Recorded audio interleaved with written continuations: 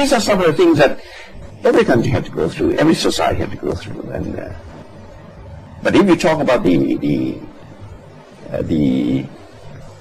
complexity of the incidents that that had passed through our society in the past few weeks, you talk about the issues, you talk about the deep division within society. I think that we also are prone to exaggerate things. I think the crisis that we had was a very serious one and had to be dealt in a serious manner. But if you look at the history of other nations, the Civil War in the States, where hundreds of thousands of people were killed, the French Revolution, the Russian Bolshevik Revolution, the Civil War in England in the 17th century, what happened in India, the partition between Hindu and Islam, the Cultural Revolution, or the fight between Mao Zedong forces and Chiang Kai-shek forces, the Cultural Revolution, the Sukarno fiasco, when he left his seat of power, and when President Suharto came in, 200,000 Indonesians were slaughtered. And you think that those are not deep divisions? They're much deeper than us. Yet they were able to move forward. Because they used that opportunity, they used the opportunity arising from the crisis to manage, looking towards the future. Does it mean that the players should change for that opportunity to arise? Does it mean that by maturing to a certain extent, we look past the person into the issues? I think that the leaders of the country have to be more far-sighted. They have to. I would not say no. They would have to gradually disregard personalities. They have to disregard the smaller aspects of the crisis or the trivials. But they have to address the major issues, the real meat. Yes, sir. How is that? How hard is that when we see political wrangling, coalition parties arguing with each other, management within the cabinet of who gets what seats, and corruption allegations? How do we move past all that to actually have a prime minister who looks far enough in the future? We tend to look at trivial things in a way. I think we tend to think that everything is a problem, You cannot go on in life if you feel that, wherever you look, it's all dark clouds, it's all storm, it's all... you have to look at the brighter things. You have to look at the good side of the times. I mean, there is no panacea to all these problems, and it takes time. But you need patience, you need foresight, you need tolerance, you need compassion, you need wisdom, you need many other things. But don't try to fix every little problem. There's so many problems in Thailand. Go for the big ones. One aspect that has been looked at so many different times from so many different angles is the international aspect. In your personal opinion, how important is the international community when we talk about Thailand's bigger picture? How important is it? Depending on their own interests. The businessmen will complain.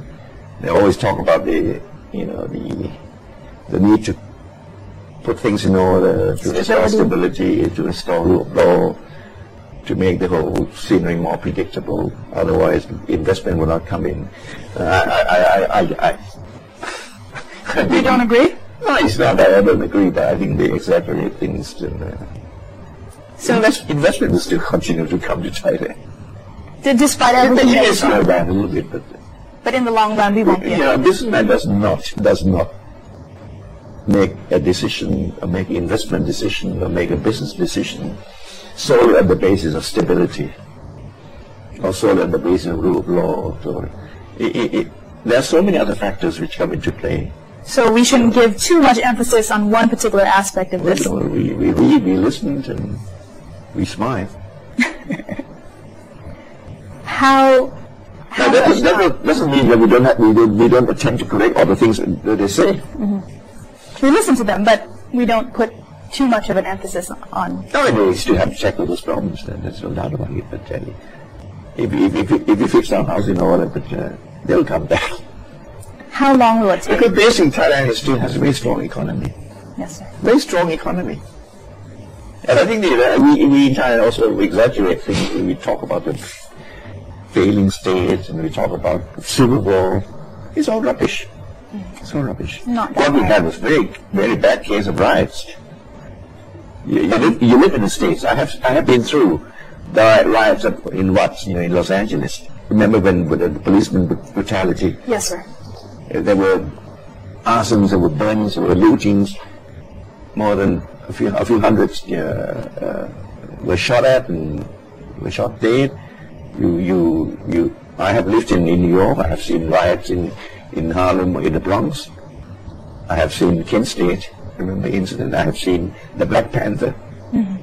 The riots before the Democratic National Convention in Chicago in 1967. I have seen riots in Paris. Do you remember? So this is just a case It of happened serious everywhere. riots. You also recall the riots in Malaysia, in Kuala Lumpur in the 60s. Yes, sir. Between the Chinese and the Malays.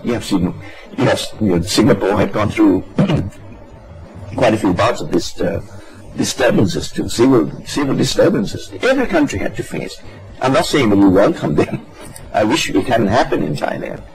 But the fact that it happened, don't blow it up. Don't exaggerate. That was not a civil war.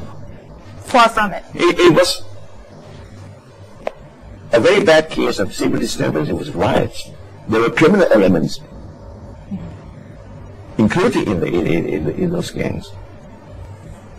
But so I think this is what I talk about. You have to restore a sense of balance and sense of proportion.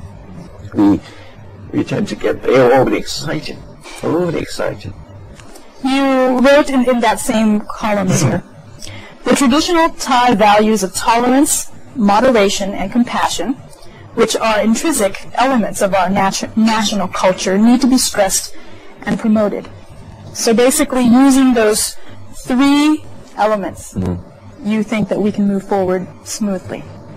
How long do you think it will take? If we can restore these values, we will also restore our sense of balance and sense of proportion, and then we can move ahead.